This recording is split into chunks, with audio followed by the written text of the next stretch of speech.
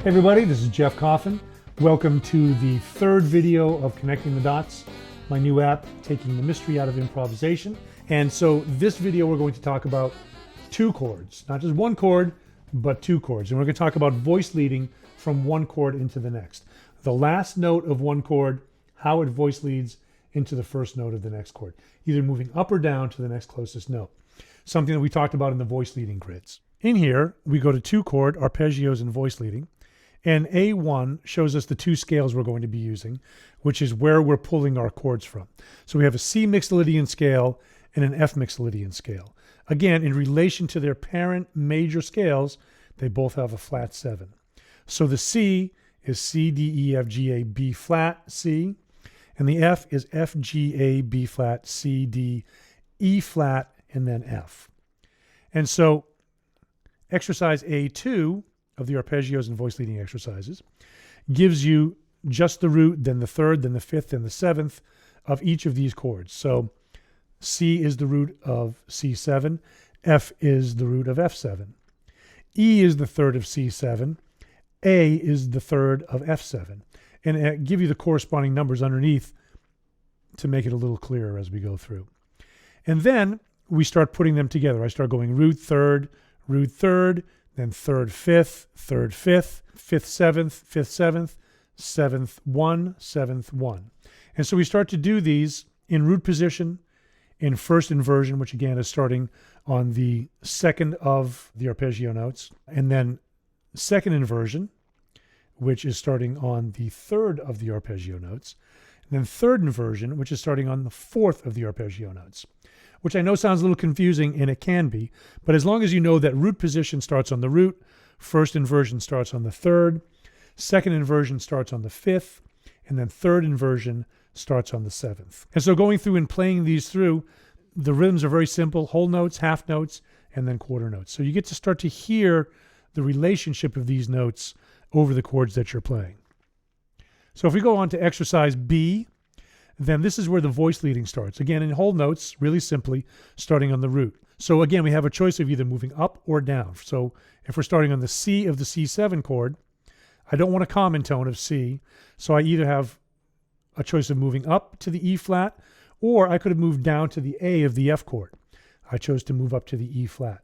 From the E flat of the F7 chord, I had one of two choices: either move up a half step to the E, or I could have moved back down to the C. I moved up to the E. I do this all the way through, starting on the root of this one. This is exercise B. When I go to exercise C, I start in the third of the C chord, and I take that same concept all the way through. And you can see there's a very smooth, kind of gentle architecture, like a gentle wave that's going through this. Exercise D, we start on the fifth, same idea. We still see that gentle wave moving through. And then exercise E, starting on the flat seventh, and as I move down, you can see that there's again a gentle wave going down through that. And so you just play all of these in whole notes all the way through, and then when you're done with that, you go back to two chords, to the vocabulary exercises. And remember, you can change keys at the bottom, you can change tempo also. So vocabulary exercise A outlines the root position, arpeggiations, the skeletal system of each of these chords. Before we start playing through this call and response, I want to remind you also that if you go back to the beginning and you go to this little gear up here, you can choose your instrument. Again, this app is range specific for 11 different instruments. Okay, you tap your instrument and it pulls it up and it transposes it for you. I again have chosen tenor sax. So on the two chord exercises, I play the first two bars, and then you respond by playing the third and fourth bars. And you want to try to imitate and emulate what I'm playing, not only phrasing wise, like am I crescendoing, am I decrescendoing, what's my articulation doing also. Listen for these things. You can also practice by singing it through, which is a great way to practice too, as well as playing your instrument through. So here we go. This is vocabulary exercise A. Now you. Now it changes rhythm. Now you play. 2 bars apiece. Now you. Right? So you get the idea. So if you're familiar with the other videos in this sequence, exercise A is always kind of just going over the arpeggios again to kind of show you what they are. Exercise B of the vocabulary exercises has one note per bar, and the note in there, the last note, the C of that first C chord, voice leads into the E flat of the 7th chord. It could have gone down to the A, but I chose to go up to the E flat.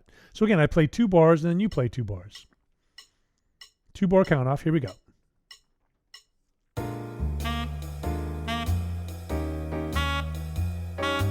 Imitate. Now the next rhythmic pattern here. Boo-da-da. Now you. Boo-da-da. Boo-da-da.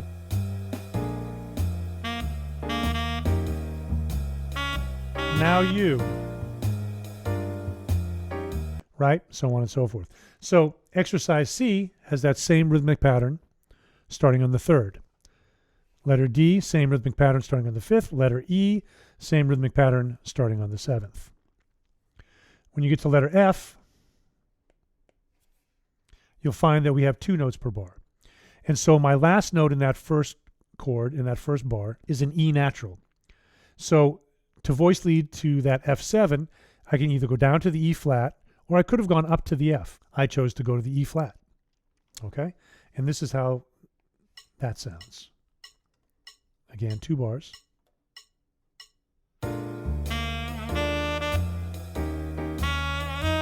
Notice the quarter note is long. Ba-dee-da, dee-da-da.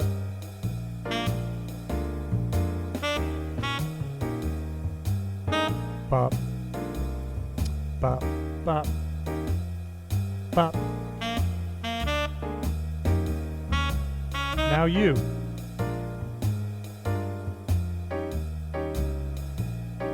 That was letter F. Letter G has the same rhythmic pattern starting on the 3rd. Letter H, same rhythmic pattern starting on the 5th. Letter I, same rhythmic pattern starting on the 7th. Okay, so letter J finds us with 3 notes per bar. And so we're starting to get into a little bit more phrasing here. And so letter J starts on the root. Letter K starts on the 3rd. Letter L starts on the 5th, and letter M starts on the flat 7. So let's listen to the one that starts on the 5th.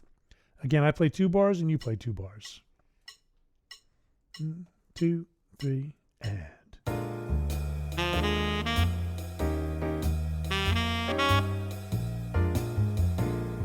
This is you. This is me.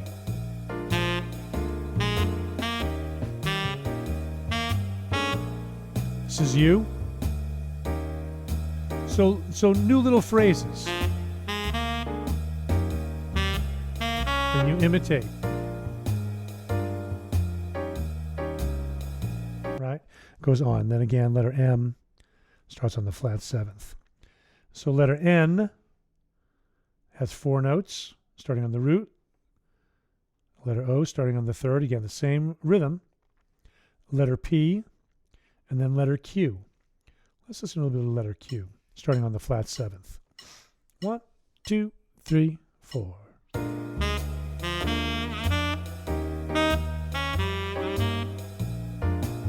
This is you.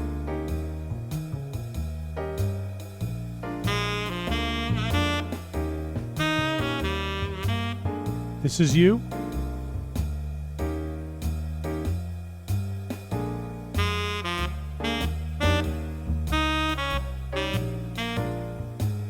Right, so you can hear that now we're really starting to phrase using all 4 notes of the arpeggio. Now, again, you can change keys, you can change tempos, which I highly recommend. After the vocabulary exercises come the vocabulary tunes. Okay, we have 2 chords starting on the root, starting on the 3rd, starting on the 5th, and starting on the 7th. Let's listen to the one starting on the 3rd. 2, 3, 4. 1, 2, 3, 4.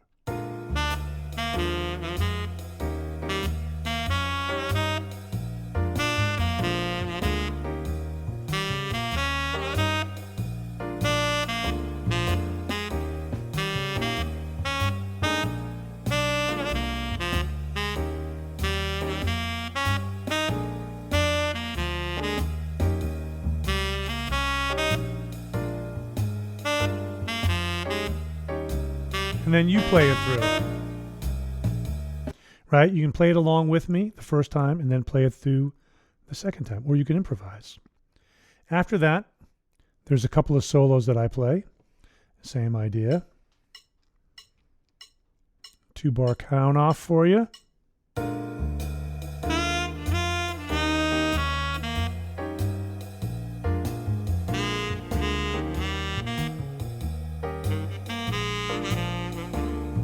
Right? So that's 2 chords, okay? Talking about voice leading the last note of each bar into the first note of the next bar. And call and response, again, imitate, emulate, try to get that phrasing together, listen to how I'm playing it. Take it slow at first, sing it as you go along, try to find really fun ways of going through it. Start to work in different keys also. Keys that are less familiar to you will become familiar to you only when you work on it, okay? So it's really important to do that. Something that I still do to this day is work on what I call the unfamiliar keys. All right, the next video will take us through the blues progression. Thanks for tuning in, Connecting the Dots, the app that takes the mystery out of improvisation. See you soon. Peace.